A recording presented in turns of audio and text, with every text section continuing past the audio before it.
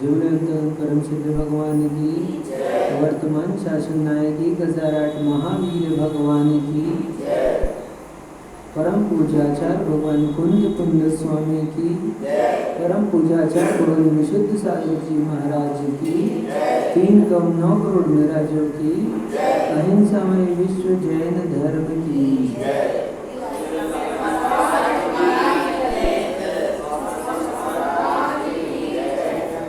भगवंतों, आज पुनः हम सभी के महाभाग्य का उदय हुआ है, जो सर्वज्ञ प्रभु की देशना हमें प्राप्त हो रही है।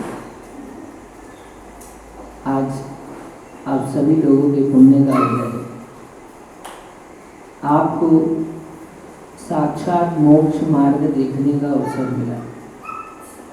आचार्य भगवान पूज्यपाद स्वामी ने अपने सरवार सिद्धि ग्रंथ में एक बहुत सुंदर बात लिखी। प्रारंभ किया जब उन्होंने बहुत सुंदर एक बात लिखी है, वाक् विसर्जा वपुषा निरूपयन्तम मोक्ष मार्ग। क्या लिखा उन्होंने? वाक् विसर्जा वपुषा निरूपयन्तम मोक्ष मार्ग। महाराज उपदेश देते हैं। कैसे कहा उन्होंने? जिन्होंने वचनों का विसर्जन कर दिया है और जिनका मूर्त में शरीर जो है, क्या जिनकी जो मुद्रा है, वही हमको मोक्ष मार्ग का उपदेश दे रही है। अब उपदेश देने की क्या आवश्यकता है? महाराज के शरीर को देखकर ही आपको मोक्ष मार्ग का उपदेश मिल जाता है। इन्होंने वस्त्र आदि त्याग किए हैं, उनके निर्ममत्व भाव का बोध होता है, उस राग के अभाव का बोध होता है और संसार के दुख का बोध होता है। अभी केस लोग देखा आपने, कोई बात नहीं, उसको खेलने दो, कुछ नहीं करेगा, थोड़ी देर खेलेगा, खेलने दो उसको। आज यहाँ खेल रहा है, बड़ी सौभाग्य की बात है। क्या बच्चों का मंदिर में खेलना भी बड़े पुण्य का नियोग है। आज ये यहाँ खेल रहा है, कभी हम भी ऐसे खेलते थे, लेकिन आज कहाँ पर है? मंच पे हैं। तो ऐसे ही जो महाराज के पास आए हैं कि इस लोग बड़े रुचि से देख रहे हैं, उनको जिज्ञासा होती क्या है, कैसे कर रहे हैं महाराज। तो ये संस्कार, यही तो संस्कार होते हैं, और कौन से संस्कार अलग से होते हैं? यही संस्कार होते हैं और उनके अंतरंग में ये बात चली जाती है। फिर उनके मन में अंतरंग से प्रश्न होता है कि ऐसा क्यों किया महाराज जी। और जब ये स्वयं ही अंतरंग से जिज्ञासा होती है और वो उस प्रश्न का उत्तर स्वयं ही अंतरंग से ढूंढते हैं, तब उनको चिंता मत करो, कुछ नहीं होगा। हम लोगों ने ये एक मुसीबत से बचने के लिए दूसरी बड़ी मुसीबत पाल ली। पता है आपको? बात निकल के आई तो कहता हूँ, सुनो। हम लोग क्या करते हैं, यहाँ की बात नहीं कर रहे, सहज समझना इस बात को। माँ बाप लोग, माँ पिताजी घर में बच्चों को पालते हैं और अपने व्यस्तता के कारण से अपनी गिर जाएगा तो गिर जाने दे, फिर खड़ा कर देंगे अपन। क्या महाराज की फोटो गिर जाए तो गिर जाए, लेकिन आपके परिणाम नहीं गिरने चाहिए, भाव नहीं गिरने चाहिए। ठीक है, गलती से गिर गई, ठीक है, लेकिन अपने को ध्यान रखना चाहिए। ठीक है, लेकिन वो बच्चा है, बालक है, नहीं समझ रहा।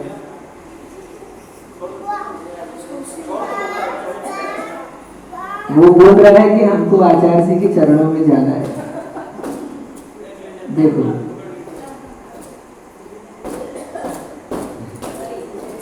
छोड़ दो इसको, छोड़। तो हम कह रहे थे,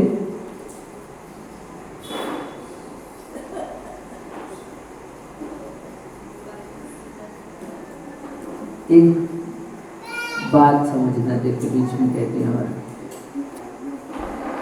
अपन उस बालक को देखो, अभी देख रहे हैं अपन, आप सबकी दृष्टि उस पर,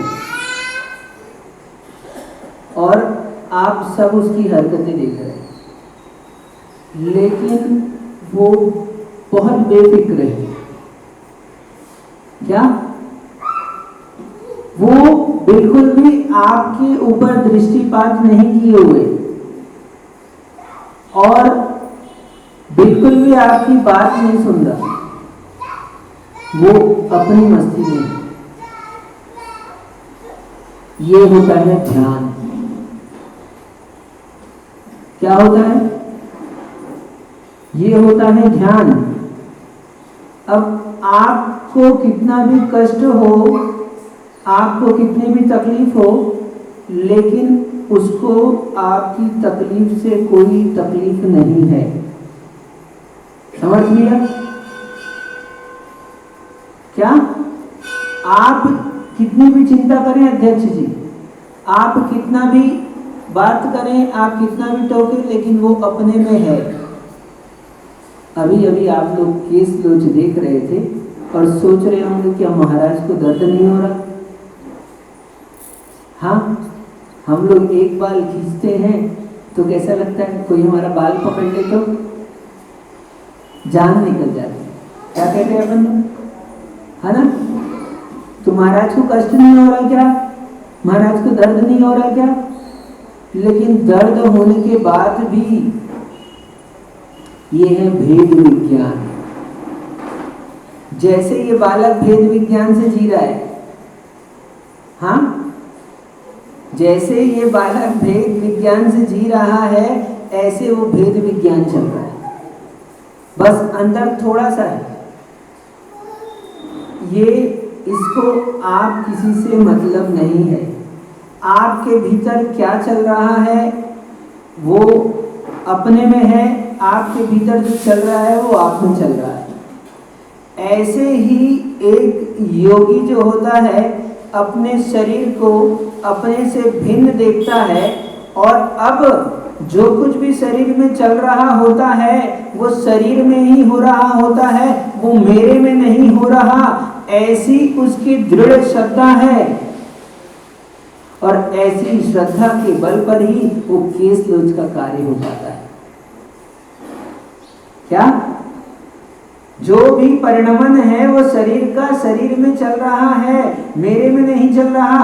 कष्ट के होने पर भी कष्ट पर दृष्टि नहीं होती, दृष्टि उसकी मोक्ष मार्ग पर होती है, अपनी साधना पे होती है, भेद विज्ञान पर होती है, अपनी आत्मा पर होती है। इसलिए वो उस कष्ट को भी सहन कर लेता है।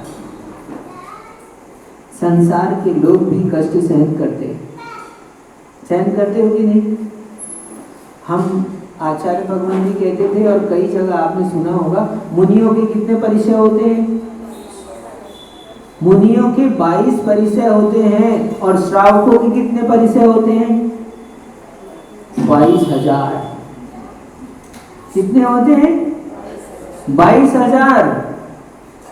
कष्ट को हम भी सहन करते हैं, कष्ट को आप लोग भी सहन करते हैं, लेकिन दोनों की दृष्टियां भिन्न भिन्न होती है।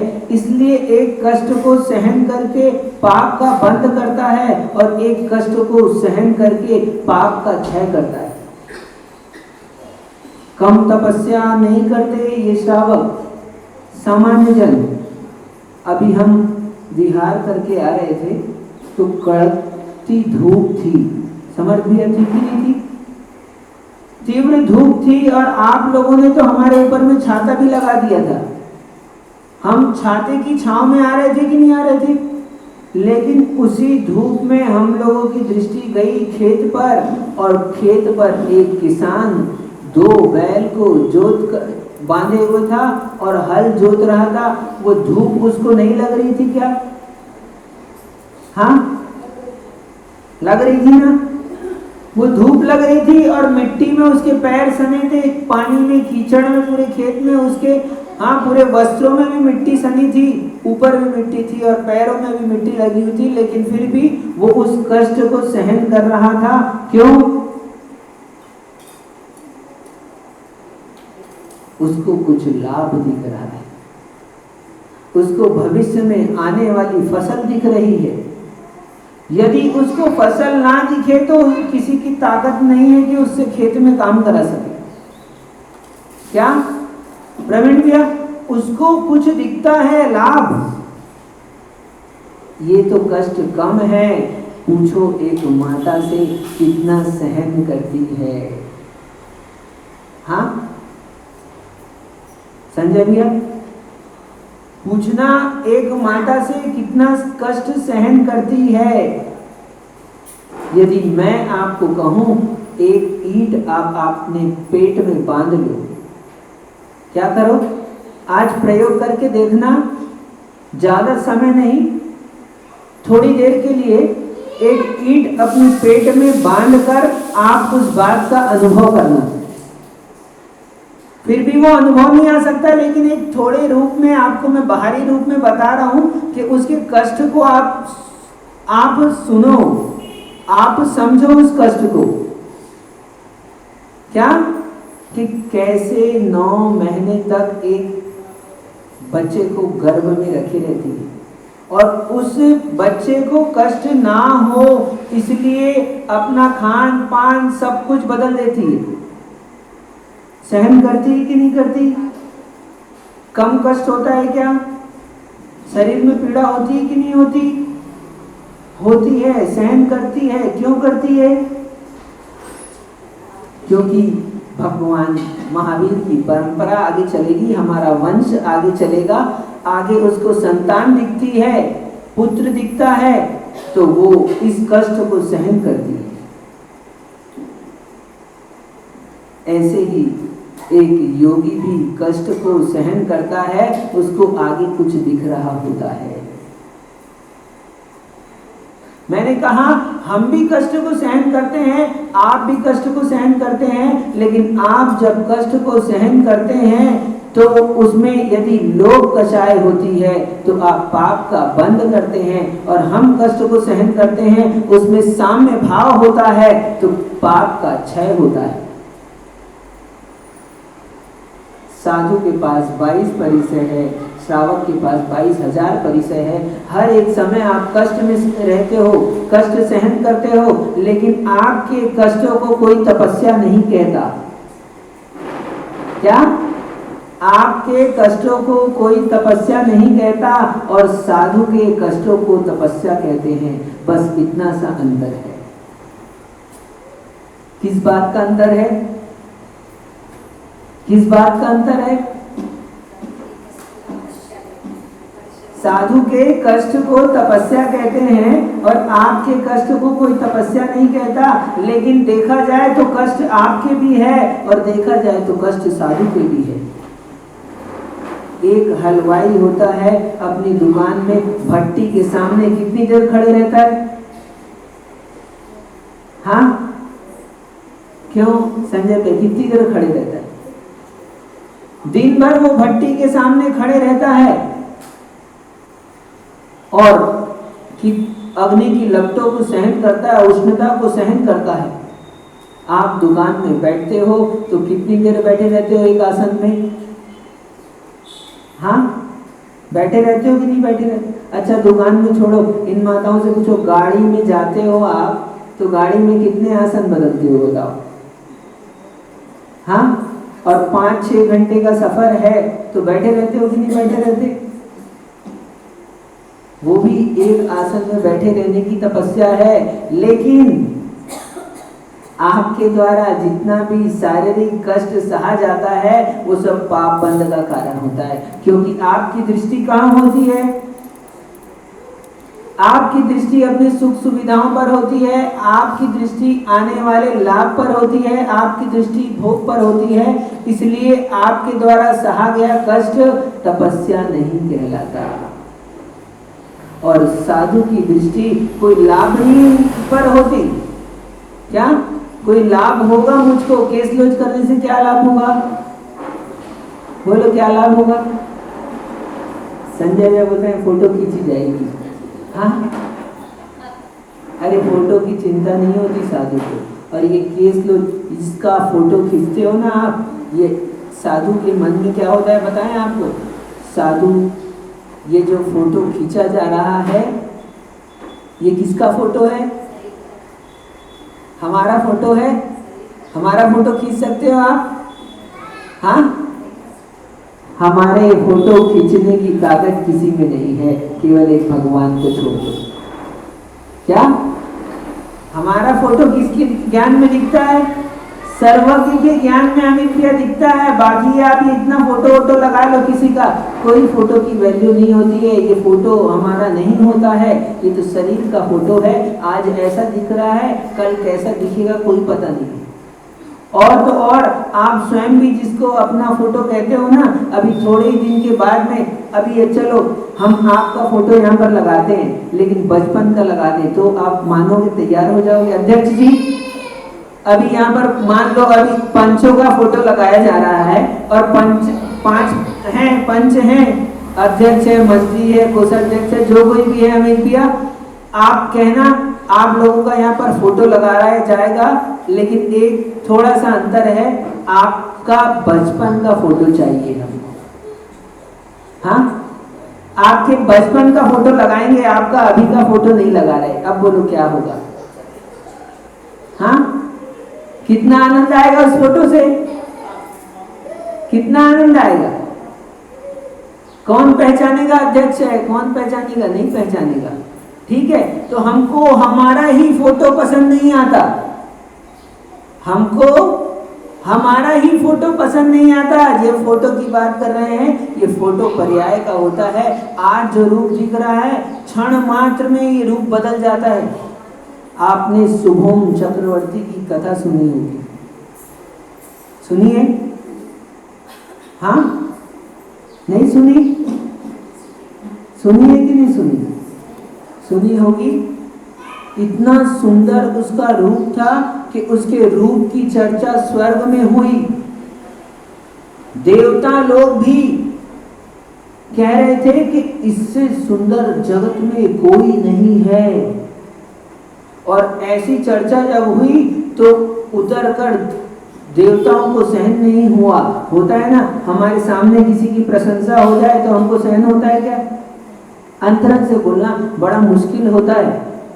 संजय भैया, वास्तविकता बता रहा हूं मैं आपको, आपके साथ में, आपकी बात नहीं कर रहा, ये हर किसी के साथ में होता है। यदि बाप बेटा साथ में है और बेटे की प्रशंसा कर दे तो ये संभव है कि बाप को बर्दाश्त ना हो।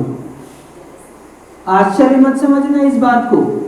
क्या ये बिल्कुल संभव है कि बेटे की प्रशंसा, दूसरे की प्रशंसा सुन लेना, ये बड़ी तपस्या है, बहुत बड़ी बात है। हमारे सामने दूसरे की प्रशंसा हो जाए तो हमारे मन में क्या, ऊपर से क्या रिएक्शन होता है वो बात की बात है, अंदर में जो चलता है मैं उसकी बात कर रहा हूँ। ऊपर में तो आप भी कहते हो हाँ बड़ा अच्छा है, बड़ा सुंदर है, बड़ा प्यारा है, जो भी है, हाँ अच्छा काम करता है, संजय भैया बढ़िया, हर काम में आगे रहता है। अमित भैया, आप दोनों साथ में रहते हो और महाराज ने संजय भैया का नाम लिया, अमित भैया आपका नाम नहीं लिया, तो कैसा लगता है? हाँ,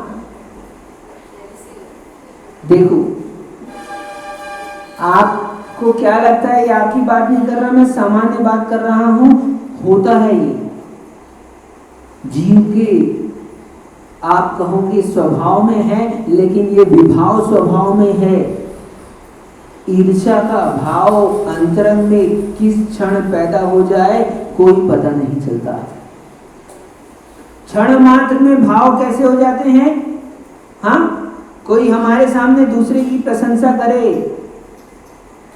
हमारी प्रशंसा करे तो हम दिन भर सुन सकते हैं। कितना? क्या? अभी मान लो आपका किसी का जन्मदिन हो, कोई कुछ कार्यक्रम हो और आपकी प्रशंसा लेकर कोई माइक में बोलने लगे तो आप कितनी देर बैठ के सुन लोगे, ये बताओ? हाँ, महाराज प्रवचन करेंगे तो आधे घंटे में प्रवचन से आप बोर हो जाने वाले हो, निश्चित मान के चलना। ज्यादा से ज्यादा बहुत अच्छी बात करेंगे, मान लो आपको समझ में आ रही है तो 1 घंटा सुन लोगे, लेकिन 1 घंटे बाद में क्या बोलोगे? जरूर बाहर से बोलो ना बोलो, अंतरंग से बोलो कि महाराज अब बस हो गया, अब तो बस करो, टाइम हो रहा है, काम बहुत है। हाँ, अंतरंग से क्या बोलोगे? बस बोलोगे। लेकिन आपकी प्रशंसा कोई माइक लेकर करे और घंटों करता रहे तो आपके मन में कब ऐसा निकलेगा कि बस अब मेरे बारे में मत बोलो? होगा ऐसा? अनुभव है इस बात का? कभी आपकी कोई प्रशंसा करता है तो कैसा लगता है? हाँ, बिल्कुल मान के चलो नहीं हुई हो तो इस बात का प्रैक्टिकल करना आप कभी। क्या? इस बात का प्रैक्टिकल करना आप, इस बात का कि आपकी प्रशंसा हो रही हो और आप सुन रहे हो, आपका मन कब कहेगा बस? संजय भैया आपको थाली परोसेंगे, भोजन कराएंगे, 56 पकवान देंगे, तब तो आप कह सकते हो बस। हाँ, पेट जो है वो कह सकता है बस, लेकिन कान अपनी प्रशंसा सुनने से, मन अपनी प्रशंसा सुनने से कभी बस नहीं कहते, कभी नहीं थकते, कभी रुकते नहीं। दूसरे की प्रशंसा हो रही हो तो सुनना आप लोगों के लिए कहें सबसे बड़ी तपस्या है। क्या? अपने सामने में अंतरंग से आनंदित होकर दूसरे की प्रशंसा सुन लेना सबसे बड़ी तपस्या है। आप 10 उपवास, अभी 10 लक्षण आएंगे, तो 10 उपवास कर पाओ या ना कर पाओ, लेकिन इस बात का प्रयास करना कि दूसरे के लिए बड़ाई सुनकर, दूसरे की प्रशंसा सुनकर हमको आनंद आ रहा है कि नहीं आ रहा। और यदि समर्थ भैया किसी की प्रशंसा सुनकर हमको आनंद आ रहा है तो आप अपनी गिनती सज्जन साधु पुरुष में कर लेना, और यदि आपको दूसरे की प्रशंसा सुनकर आनंद नहीं आ रहा है तो आपकी गिनती मनुष्यों में कर लेना, सामान्य मनुष्यों में।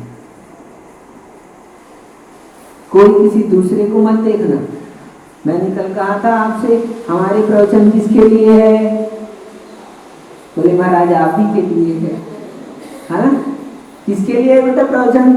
नव्यांश हमारे लिए है। इसलिए मैं जो कहूं तो आप किसी दूसरे को मत देखना, मैं आपके लिए ही कह रहा हूं संजय भैया। अंतरंग से देखो, ऐसा होता है हमारे साथ। क्या होता है? जब कोई व्यक्ति हमारी प्रशंसा करता है तो कुछ हो ना हो मन आनंदित होता है, और वहीं किसी दूसरे की प्रशंसा करता है तो कुछ हो ना हो, यदि मन आनंदित होने लगे दूसरे की प्रशंसा सुनकर तो आप सज्जन हैं, और यदि मन आनंदित ना हो तो आप क्या हो? मैं नहीं कहूँगा, आप अपने मुंह से कहोगे। हम किसी को काहे को कहें, है ना? हम किसी को क्यों कहें सज्जन? हमारे लिए तो सब सज्जन है। तो हम कह रहे थे क्या कि ऐसे ही देवों के सामने प्रशंसा हुई तो 2 देवों से रहा नहीं गया, और देव उतर कर धरती पर आ गए, बोले चलो देखें चक्रवर्ती को।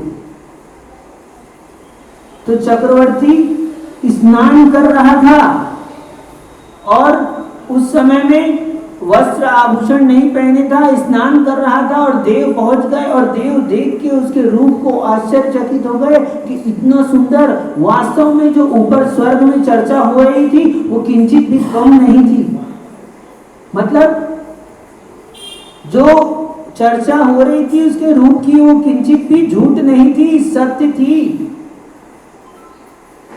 और अब देवों से रहा नहीं गया, देवों ने उसको कहा, तो वो चक्रवर्ती भी अपनी प्रशंसा सुनकर फूले नहीं समाया। उसने कहा अभी रुको थोड़ी देर, अभी मैं वस्त्र आभूषण धारण करता हूं, फिर तुम मेरे रूप को देखना। क्या? उसने कहा मैं अभी वस्त्र आभूषण धारण करता हूं, फिर तुम मेरे रूप को देखना। और अब स्नान करते हुए जब उन लोगों ने उसको देखा था, उसके बाद में उसने पूरे श्रृंगार किए। स्त्रियों के कम होते हैं श्रृंगार, पुरुषों के ज्यादा होते हैं। होते कि नहीं होते? हाँ, नहीं होते? तो आपको अभी ज्ञान नहीं है। क्या स्त्रियों में कलाएं ज्यादा होती है कि पुरुषों में? पता करके आना इस बात के लिए, ठीक है। तो स्त्रियों के श्रृंगारों में दो चीज कम होती है, आपके में ज्यादा होती है। कटार जो होती है, तलवार जो होती है, वो आपके श्रृंगार में गिनी जाती है, राजाओं के श्रृंगार में, तो वो स्त्रियों के श्रृंगार में नहीं आती है। दो चीजें पुरुषों के श्रृंगार में अधिक होती है। तो वो बोला कि रुको, अभी मैं श्रृंगार करता हूँ, फिर तुम मेरे रूप को देखना। और फिर उसने श्रृंगार किया और देवताओं ने उसके रूप को देखा। और अब देवताओं ने क्या कहा? अब देवताओं ने कहा, जो पहले आप सुंदर लग रहे थे, अब आपका वो रूप नहीं बचा। इस रूप का कभी अहंकार मत करना। अपनी फोटो अच्छी आ जाए संजय भैया तो, हाँ, आजकल तो फोटो का इतना क्रेज है, जहाँ जाओ फोटो, जहाँ जाओ फोटो। भगवान के पास भी जाते हैं, मंदिर भी जाते हैं, तो मंदिर में कम ध्यान रहता है, और कहाँ पर हम आए हैं इस सबको बता दें, इसका ज्यादा ध्यान रहता है। आपकी बात नहीं कर रहा हूं मैं, तो जो देख के आया हूं वो बता रहा हूं कि समेत शिखर की टोप पे हम पहुंचे, इतना चढ़ाई चढ़कर ऊपर पार्श्वनाथ की टोप पर पहुंचे, और दर्शन बाद में किए चरणों के। पहले सीढ़ी पर फोटो हमने खिंचाया कि सबको बता दें हम पहुंच गए हैं।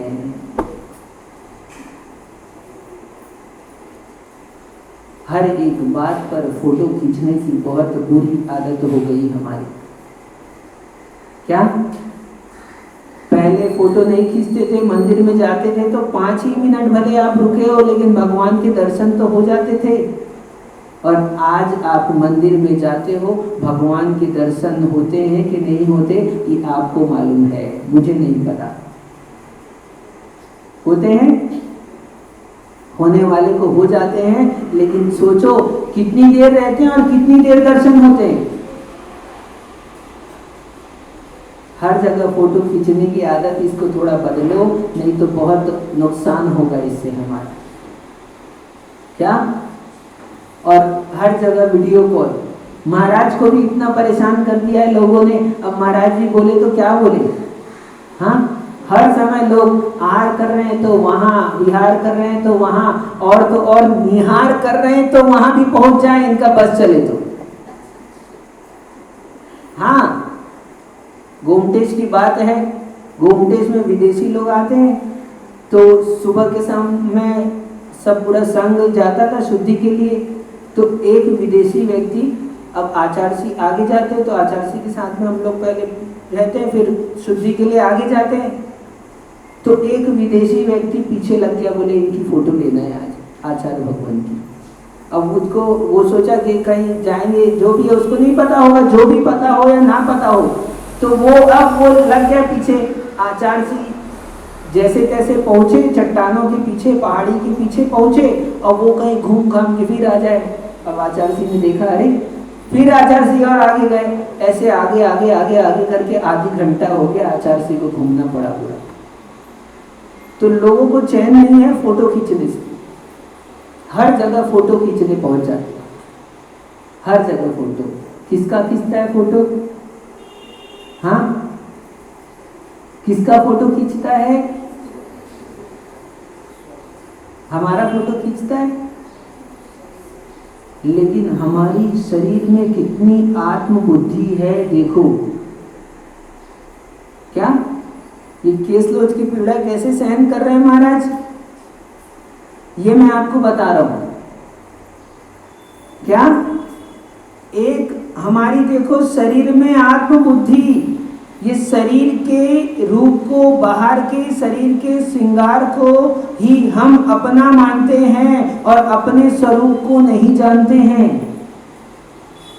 और ये साधु होते हैं, ये बाहर इस देह को अपना नहीं मानते, अपनी आत्मा को ही अपना स्वरूप मानते हैं, उसी को अपना रूप मानते हैं। ये देह को, रूप को अपना नहीं मानते, इसलिए केस लोच को सहन कर पाते हैं, केस लोच की पीड़ा को सहन कर पाते हैं। आप सभी को पता है शरीर अलग है और आत्मा अलग है कि नहीं? किसको नहीं पता? हाथ उठाओ। है ऐसा कोई? क्या शरीर अलग है, आत्मा अलग है, ये समर्थ भी है, सबको पता है कि नहीं पता? लेकिन ये केस लॉज की परीक्षा इसलिए होती है कि आपको जो पता है वो बौद्धिक स्तर पर पता है, ज्ञान के स्तर पर पता है। हाँ, ये हमने आपको कह दिया है तो आपने सुन लिया है और सुनकर इस बात को याद कर लिया है, आपके स्मरण में है। जैसे कंप्यूटर में डाटा फिक्स कर देते हैं, हाँ, सॉफ्टवेयर डाल देते हैं, प्रोग्रामिंग डाल देते हैं तो वो प्रोग्रामिंग डली हुई होती है। ऐसे ही हमारे में प्रोग्राम डला हुआ है। कौन सा प्रोग्राम? इतना प्रोग्राम डला है कि महाराज पूछेंगे शरीर अलग है कि आत्मा अलग है, तो आपके प्रोग्राम में डला है, आंसर निकल कर आ जाएगा तुरंत। क्या निकल कर आ जाएगा?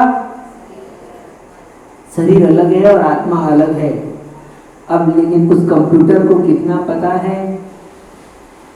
वो डाटा हमने डाला है, वो डाटा क्वेश्चन भी डाल रखा है, आंसर भी डाल रखा है। जब भी पूछोगे गूगल मास्टर से तो आपके क्वेश्चन का आंसर वो दे देगा कि नहीं दे देगा? लेकिन शरीर अलग है, आत्मा अलग है। ये कब पता चलता है? जब एक मच्छर हमारे को काटता है। क्या करते हो? हाँ, तुरंत हमारा हाथ चले जाता है, अरे उसने तो एक बूंद भी नहीं, एक बूंद का 100वां हिस्सा कर दो, उससे भी अधिक, उससे भी और अधिक हिस्सा कर दो, उससे भी कम खून उस मच्छर ने आपके शरीर में से उस समय में लिया है और आपने यदि हाथ रखा तो क्या चला जाएगा? उसका प्राण चला जाएगा। चिंता मत करो, यदि एक बोतल में खून आपके शरीर में से निकाल लेंगे तो 7 दिन में पूरा का पूरा वापस तैयार हो जाएगा। आप सोचो, यदि एक मच्छर आपके हाथ में बैठकर काट रहा है, वो एक बूंद से भी कम खून लेता है, उतना खून बनने में कितनी देर लगेगी आपके शरीर में? कितनी देर लगेगी? कोई देर न लगेगी नहीं। लेकिन कष्ट किसमें हो रहा है? कष्ट, हाँ, ऐसा लगता है हमको शरीर में हो रहा है कष्ट। हाँ, वो कष्ट हमको ही होता है। अभी एक मेघ, शरीर और आत्मा एक मेघ होने पर ये हम कहाँ, मैं आपको कह रहा हूं, आप ज्ञान के स्तर में आपको ये पता है कि शरीर अलग है, आत्मा अलग है, लेकिन अनुभव के स्तर में हम कितना जानते हैं? हर किसी का अनुभव भिन्न भिन्न होता है। केस लॉज की प्रक्रिया इसलिए करवाई जाती है कि आपको जो भेद विज्ञान हुआ है, उस भेद विज्ञान के अनुभव के स्तर पर आप कितना पहुंचे हैं, इस बात का निर्णय करो। इसलिए केस लॉज हो रहा है। महाराज का केस लॉज हुआ ना, देखा आप लोगों ने? अच्छा लगा कि नहीं लगा? केस लॉज लिखना बहुत अच्छा लगा। भेद विज्ञान हमको जागृत हुआ कि देखो कैसे मुनिराज हैं, इतना कष्ट सहन कर रहे हैं। कष्ट आप भी सहन करते हो, कष्ट मुनिराज भी सहन करते हैं। मैंने कहा आप लेट हो गए, हमारे 22 परिचय होते हैं और आपके कितने होते हैं? 22,000 परिचय होते हैं, लेकिन वो परिचय की गिनती में नहीं आते, क्योंकि आप राग से सहन करते हो। हाँ, क्या राग से सहन करते हो, लोभ से सहन करते हो, कषाय से सहन करते हो, और महाराज उस परिचय को समता से सहन करते हैं, इसलिए उनकी निर्जरा होती है। पूछो इनसे, जब दुकान में ग्राहक को साड़ी दिखाते हैं तो कितनी साड़ी दिखाते हो? हाँ, कितनी मेहनत करते हो? 1 घंटा लगता है एक ग्राहक को पटाने के लिए, 100 से ज्यादा साड़ी उसको दिखाते हैं, और वो फिर भी मुंह सिकोड़ता है। और उसके मुंह सिकोड़ने पर आप मुंह नहीं सिकोड़ते, मन में भले ही सिकोड़ते हो, मन को सिकोड़ते हो, लेकिन मुंह नहीं सिकोड़ते, मुंह से तो मुस्कुराते हो। अरे अभी चिंता मत करो, अभी हमारे पास और ही स्टॉक है, और निकाल कर दिखाने की कोशिश करते हो। बाहर से हंसते हो और अंदर क्या करते हो? अंदर क्या करते हो आप जानते हो। हमारा बाहर का रूप कुछ और होता है, अंदर का रूप कुछ और होता है। बाहर से तो कहते हैं आइए स्वागत है, अतिथि देवो भवः। हाँ, बाहर से कैसा होता है अतिथि? बोलो, अतिथि आता है तो कैसा लगता है?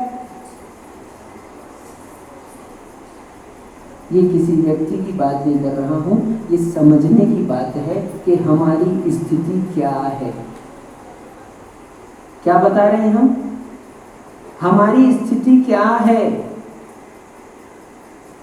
हम किस स्तर पर हैं। भेद विज्ञान की बात कर रहा था मैं। आप फोटो खींचता है तो आपको कितना आनंद आता है। फोटो की बात से एक घटना याद आती है मेरे को, मैं आपको बताता हूँ। उस घटना से मेरे को बहुत अंतरंग तक हिल गया मैं उस घटना से। द्रोणगिरी की कल महाराज बात कर रहे थे, द्रोणगिरी की घटनाएं आपको सुनाता हूँ। हम लोग आहार कर कर आए थे और सामायिक के लिए बैठे थे। जो विमल सागर महाराज का त्यागी भवन बना हुआ है ना, ठंड का टाइम था, वहाँ बुंदेलखंड की ठंड आपको मालूम है, 12 बजे तक भी आदमी कांपते रहता है वहाँ पर ठंड के दिनों में। ठंड का टाइम था, पंच कल्याणा प्रतिष्ठा महोत्सव का कार्यक्रम हो रहा था, तो हम लोगों के आहार में थोड़े विलंब हो गया, 12 से ज़्यादा हो चुके थे। हम आहार करके आए तो अब अंदर बैठने की हमारी सामर्थ्य नहीं थी, तो हमने सोचा बाहर थोड़ा धूप में बैठ लेते हैं, अच्छा लगेगा, धूप ले लेंगे। और बाहर हम धूप में बैठे थे और उतने में एक व्यक्ति आया, छतरपुर का है, नाम नहीं कहते लेकिन फिर भी सुनो। वो व्यक्ति आया और उस व्यक्ति ने देखा महाराज साधना कर रहे हैं, धूप में बैठे हैं, अच्छा है, ठंड का टाइम है तो धूप में अच्छी। तो वो आया और वो हमारे चरणों के पास में बैठा और उसने अपने बेटे को कहा, बेटा एक फोटो खींचो। क्या हमारे पास में हम बैठ गए, हम सामायिक में बैठे हुए थे, वो हमारे पास में आया, उसने अपने बेटे से कहा, बेटा एक फोटो खींचो। यहाँ तक तो सामान्य बात है, आप लोग भी आते हो, फोटो खिंचवाते हो। जो मैं मूल बात कहने वाला हूं वो अभी बाकी है। क्या फोटो खिंचाया, ठीक है, कोई बात नहीं है, हाँ, पर उस व्यक्ति को दोनों आंखों से दिखाई नहीं देता था। बात बहुत गहरी है, समझने में समय लगेगा। मैं उस घटना से हिल गया। आज भी मैं वो घटना जब सुनाता हूँ, कभी जहाँ भी जाता हूँ एक बार जरूर सुनाता हूँ और मेरे रोंगटे खड़े हो जाते हैं। क्या जो व्यक्ति फोटो खिंचा रहा है उसने मेरे सामने अपने बेटे से कहा, बेटा फोटो खींचो, और मैं उसकी तरफ देखता रह गया क्योंकि मैं परिचित था उससे। क्या कि इस व्यक्ति को तो दोनों आंखों से दिखाई नहीं देता, अब वो अपनी फोटो कब देखेगा, और उसको फोटो खिंचाने का शौक है। तो फिर मेरे को उसके ऊपर हंसी नहीं आई, मेरे को अपने ऊपर हंसी आई। हम लोग भी यही करते हैं, हम कब अपनी फोटो को देख पाते हैं बताओ? 100 में से 1 बार 2 बार ऐसा होता होगा कि आप अपनी फोटो देख पाते हो। अच्छा, ये दूसरा व्यक्ति फोटो खींच रहा है और आप हमारे बाजू में खड़े हो, अब वो आप फोटो खिंचाने को तैयार हो जाते हो, भैया जरा खींच लो, आप बताओ वो फोटो आपको कब दिखाई देगी और कब देखते हो आप? इतना समय है आपके पास में? वो व्यक्ति अंधा था, वो कभी अपनी फोटो को नहीं देख पाएगा। ऐसे ही आप भी क्या हो, आप में और उसमें क्या अंतर है? किसका फोटो है? संजय जी, किसका फोटो है? ये है भेद विज्ञान। हमारा देह के प्रति एकत्व भाव कितना है कि देह को ही हमने, इस रूप को ही अपना स्वरूप मान लिया है। जबकि बताओ, आपके घर में ऐसा कोई व्यक्ति है जो छोड़कर चला गया हो, या फिर देह को साथ पे लेकर गया हो, या फिर उसने देह कभी नहीं छोड़ी हो? किसी का मरण देखा है? देखा कि नहीं देखा? देह में ही रहता है जीव कि देह से निकल जाता है? देह तो उसकी नहीं है ना? हाँ, देह उसकी नहीं है। हमको उसी पर समझ आता है, ये अपने ऊपर नहीं समझ आता कि ये देह मेरी नहीं है। इतना सा समझना है बस। सारे पूरे जिनागम का सार, पूरी द्वादशांग आपकी अलमारी भरी है। अम्मा ने बहुत मेहनत की है, सुंदर से सजा कर रखा है। इतने शास्त्र आप नहीं पढ़ सकते, मत पढ़ो। केवल इतनी सी बात समझ लो, जो देह आपको मिली है वो देह भी आपकी नहीं है। केवल इतनी सी बात आपको समझना है। पूरे आगम का सार यही है। इतनी सी बात समझाने के लिए हम इतनी मेहनत करते हैं क्या? हम आपके सामने बोल रहे हैं ना, तो आपको इतना ही बात बताना चाहते हैं बस। आचार्य भगवान ने स्वयं लिखा है, इष्टोपदेश ग्रंथ लिखा, उसमें आखिरी में उन्होंने 51 श्लोक लिखे। पूरे श्लोकों में ये जीवन का चरित्र बताया, और उसके बाद में आखिरी श्लोक में लिख दिया उन्होंने, जीवो अन्य पुद्गलश्च चान्य इत्तसो तत्व संग्रह यदन्य दुच्यते किंचित सो इत्युस्तस्तैव विस्तरः। जीव अन्य है और पुद्गल अन्य है, यही तत्व का सार है, और बाकी जो कुछ भी है वो सब इसी का विस्तार है। अब ये इतनी बड़ी पोथी पढ़ पाओ या ना पढ़ पाओ, मैं कहता हूं नहीं पढ़ो तो अच्छा, लेकिन ये एक लाइन जरूर आप पढ़ लो। क्या क्या पढ़ना है? जीव अन्य है, पुद्गल अन्य है, लेकिन पढ़ना कैसा? कंप्यूटर में फिट किए हुए डाटा के जैसा नहीं पढ़ना। ये जीव अन्य है और पुद्गल अन्य है। जिस दिन आपको अनुभव के स्तर में समझ में आ जाएगा, उस दिन समझना आप मोक्ष मार्गी हो गए हो। उस दिन समझना आप सम्यक दृष्टि हो गए हो, क्योंकि सम्यक दृष्टि होने का मतलब इतना ही है कि शरीर और आत्मा को जो अलग जान लेता है वो सम्यक दृष्टि होता है, और जो शरीर और आत्मा को अलग नहीं जानता वो मिथ्या दृष्टि होता है। अब आप अलग जानते हो या नहीं जानते, ये आप जानते हो, मैं नहीं जानता। आई बात समझ में? कोई हमको सुंदर कह देता है तो हम फूले नहीं समाते हैं, और तो और हमसे भिन्न हमारे वस्त्र हमको हैं। हाँ राकेश भैया, और हम कहते हैं आज बहुत बढ़िया ब्रांडेड शर्ट पहनी है आपने, बड़ी सुंदर लग रही है। तो अब बताओ मन कितना आनंदित होता है, जबकि शर्ट हमारे से भिन्न है, प्रत्यक्ष में दिखाई देती है। जब अन्य वस्तु ही हमको अन्य नहीं दिखाई दे रही, तो शरीर से हमारा कितना भेद विज्ञान है, ये आप जानते हो। शरीर से भेद विज्ञान कर पाओ ना कर पाओ, पहले अपने वस्त्रों से अपना भेद विज्ञान कर लो। कोई आपकी साड़ी को सुंदर कहे तो साड़ी ही सुंदर मानना, अपने आप को सुंदर मत मानना। कोई आपकी शर्ट को सुंदर कहे संजय भैया, तो शर्ट को ही सुंदर मानना, अपने आप को सुंदर मत मानना। आप इसका प्रयास करो। जिस दिन आपका ये प्रयास सफल हो जाएगा, उस दिन फिर आप एक नया प्रयास करना। कोई आपकी देह को आपका कहे तो आपकी देह की प्रशंसा करे, आपके बालों की प्रशंसा करे, आपकी आंखों की प्रशंसा करे, आपकी वाणी की प्रशंसा करे, तो आप उसकी प्रशंसा में फिर ये विचार करना, ना मैं देहो ना मैं वाणी, ये देह भी मेरी नहीं है, और जो मैं बोल रहा हूँ ये वाणी भी मेरी नहीं है। बोले महाराज बहुत अच्छा बोलते हो। महाराज नहीं बोलते भाई, महाराज नहीं बोलते। मन, वचन और काय तीनों भी जो है वो आत्मा से भिन्न है। क्या? काय भी भिन्न है, वचन भी भिन्न है और मन भी भिन्न है।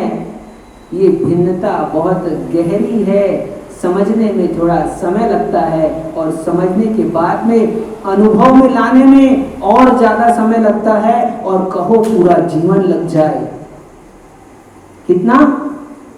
और समझ भैया पूरा जीवन ही नहीं, 10-10 भाव लग जाते हैं। तीर्थंकर जैसे जीव को 10-10 भाव लग गए। हम किस खेत की बोलो मूली है, मूली नहीं, हम बहुत मामूली हैं। ये बात समझना बहुत जरूरी है। आज केस लोच देखा आपने? हाँ, केस लोच कैसे उस केस लोच के दर्द को सहन करते हैं, ये मैं आपको दिखा रहा हूं। क्या? जो दर्द होता है वो कैसे सहन होता है, ये मैं आपको बता रहा हूं। जब भेद विज्ञान जागृत होता है तब वो दर्द सहन करने की सामर्थ्य आती है। दर्द आप भी सहन कर लेते हो, लेकिन आपके दर्द सहन करने के पीछे कषाय होती है। कोई ग्राहक नहीं मानता तो दर्द आप सहन कर लेते हो, क्षमा कर देते हो, उसको ऊपर से क्षमा कह देते हो। हाँ, माँ भी गर्भ का दर्द सहन कर लेती है, ऐसा दर्द जिसको सामान्य व्यक्ति नहीं सहन कर सकता। सामान्य व्यक्ति समर्थ भी है, साइंस ने भी इस बात को प्रूव किया है। यदि जितना दर्द माँ को गर्भवती अवस्था में होता है और बच्चे के जन्म में होता है, उतना दर्द यदि सामान्य व्यक्ति को दिया जाए तो उसकी मृत्यु हो जाएगी, लेकिन उस माँ की मृत्यु नहीं होती। क्यों? क्योंकि उसको कुछ दिखता है, इसलिए वो दर्द सहन करता है।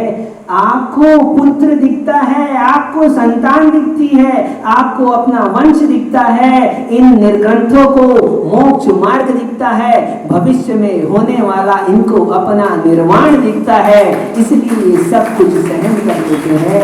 वो दर्द जो एक बाल के खींचने पर आप नहीं सहन कर सकते, वो पूरे शरीर के, पूरे मस्तक के, दाढ़ी मूंछ के बाल को खींचने पर होने वाले दर्द को ये सहन कर लेते हैं। किस बल पर? इनको भी कुछ दिखता है। आप दर्द सहन करते हो तो कोई तपस्या नहीं कहता, और ये महाराज दर्द सहन करते हैं तो आप कहते हो महाराज बड़े तपस्वी हैं। मैं तो मानता हूँ मेरे से ज़्यादा आप लोग तपस्या करते हो। कितनी तपस्या करते हो संजय भैया? लोग धूप में खेती करते हैं, धूप में हल चलाते हैं, आषाढ़ के महीने में देखो अभी जाकर आपके बहुत नज़दीक में किसान लोग लगे हुए हैं सुबह से शाम तक। हाँ, समर्थ भैया आप तो बहुत परिचित हैं, कितना परिश्रम सहन करते हैं। दुकान में बैठकर आपको नोट फटाफट मिल जाता है, सब आपको लाकर दे देते हैं। हाँ, पूछो दिन भर दुकान में कितनी मेहनत करते हैं, कैसे पैसा कमाते हैं, कितना परिश्रम सहन करते हैं, कितना झूठ बोलते हैं, कितना पाप कमाते हैं। इसलिए कहता हूँ वो दर्द वहाँ पर बैठकर अमित सहन करोगे, कोई काम नहीं आने वाला। यहाँ पर आओ, थोड़ा सा दर्द होता है, ज़्यादा दर्द नहीं होता। कोई चिंता करने की ज़रूरत नहीं, ना खाने की चिंता, ना पीने की चिंता, ना सोने की चिंता, ना उठने की चिंता, ना बैठने की चिंता। अपनी चिंता सब दूसरा व्यक्ति करता है। कौन करता है? अपने को अपनी चिंता करने की जरूरत नहीं है। आप अपनी भी चिंता करते हो, परिवार की भी चिंता करते हो और पाप कमाते हो। हम किसी की चिंता नहीं करते और पुण्य कमाते हैं। कितना अच्छा है, एकदम सरल उपाय बता रहे हैं, फायदे का सौदा है। तैयार हो कि नहीं? हाँ, एकदम इजी उपाय, कोई कष्ट नहीं होता। केस लोच का कष्ट कोई कष्ट नहीं है। धीरे धीरे कोई कष्ट सहन करते हैं ना तो आदत हो जाती है उसकी। क्या आदत हो जाती है सहन करने की? अरे 2 बार होएगा, 5 बार होएगा। पहली बार हमारे केस लोच हुए थे, ब्रह्मचारी थे, तब तो हमने अभ्यास के लिए किए थे गुना में, तो वो घटना भी सुना देते हैं आपको। तो पहली बार हमने केस लोच कराए, तो केस लोच कराए तो उस दिन ही क्या हुआ, आषाढ़ का यही महीना था, यही टाइम था, तो आषाढ़ का महीना था और गुना से अशोकनगर में प्रवेश होने वाला था, मतलब 40 किलोमीटर दूर है, तो 2 दिन के बाद में वहाँ पर प्रवेश होने वाला था। तो गुना में रुके हुए थे हम लोग और आचार्य चातुर्मास के लिए अशोकनगर प्रवेश करने वाले थे और अशोकनगर में हमारी दीक्षा होने वाली थी। तो दीक्षा के पहले अभ्यास के रूप में गुना में हमारा केस लोच हुआ।